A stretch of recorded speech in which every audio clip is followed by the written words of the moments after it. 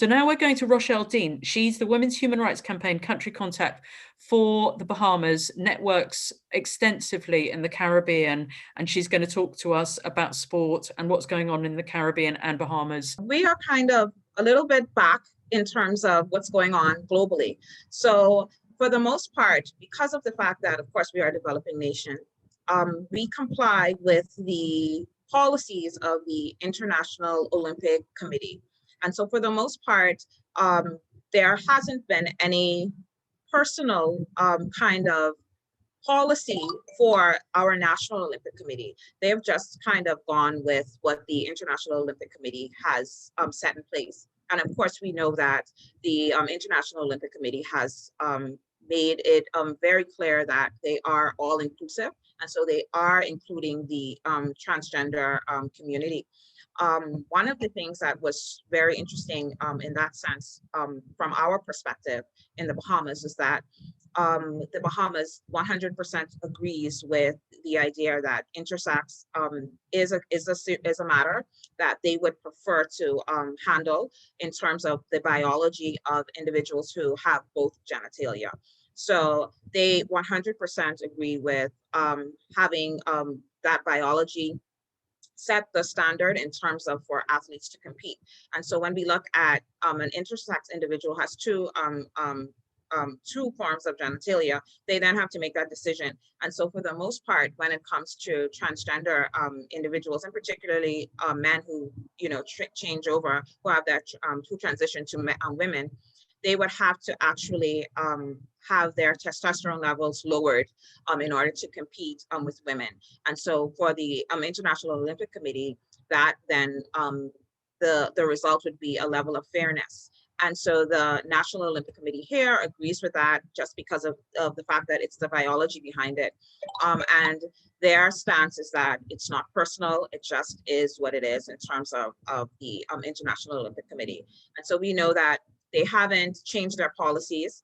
One of the concerns or one of the bigger issues in terms of the International Olympic Committee is, of course, countries and where they stand in terms of human rights. And so one of the things that's very important now we found is that when countries decide that they do want to host the games, their stance on human rights is going to be very, very significant to those policies that the International Olympic Committee has set in place.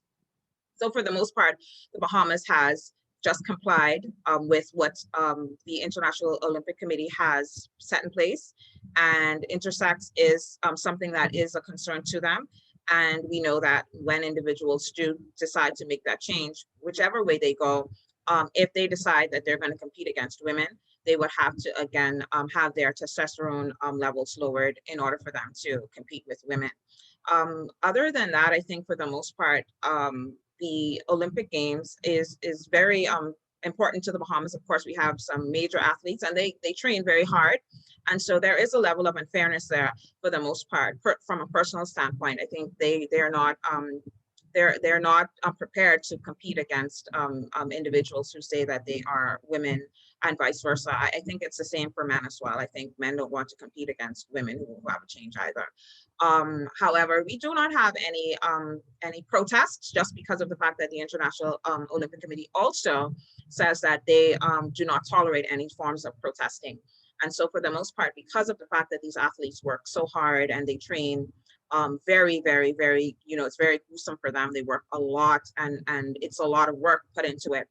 For the most part, I think that they're not kind of prepared to put themselves in a position to challenge anything that the International Olympic Committee would set in place. I think it's kind of okay, it doesn't affect me, so I'm just going to do what I have to do. I do think that we need a bit more of awareness. I did speak out, we reached out to them, and they are very much so interested in the public education aspect of it, because I think the more you find out, the more you learn. I think it's going to open doors for people to want to network and want to find out and want to be want to have that understanding relative to how this really does affect people. I think it's more than just biology. I think it's going to change the dynamics of the Olympics, of the dynamics of competition, of the dynamics of sports for everyone. And so outside of simply saying, there's science behind it, we're going to do this because we're promoting or we're promoting science. I think there has to be a bit more pushback, especially from the Caribbean, because we really produce some dynamic athletes. You know, they work hard, these people train.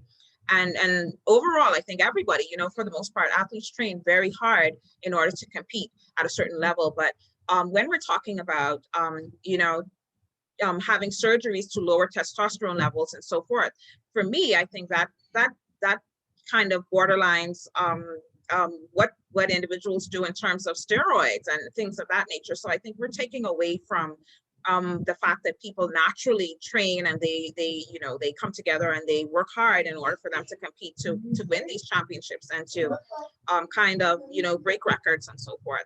So for the most part, we haven't, because we haven't been challenged with it, and I think that we're ready for it. The Bahamas and the Caribbean, we're ready for it. We're not saying that, oh, it's never going to affect us, but for the most part, because we haven't had these challenges as yet, I think we've been kind of dormant relative to kind of having to push back or even having an opinion relative to it. So I think it's an eye opener for the Bahamas, but I more or less, I think what Beth is doing is amazing.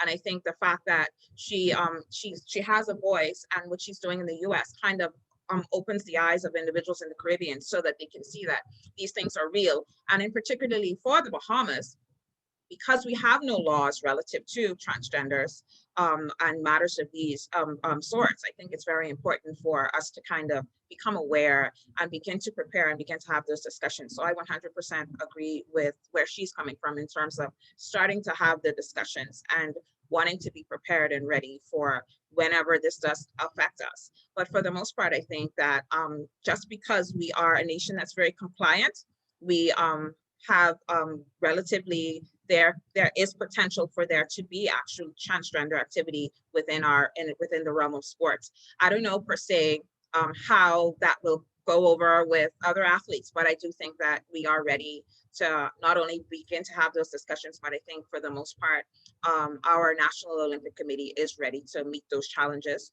when we are faced with them. For the most part, we have 20% women on that committee, and they 100% support women.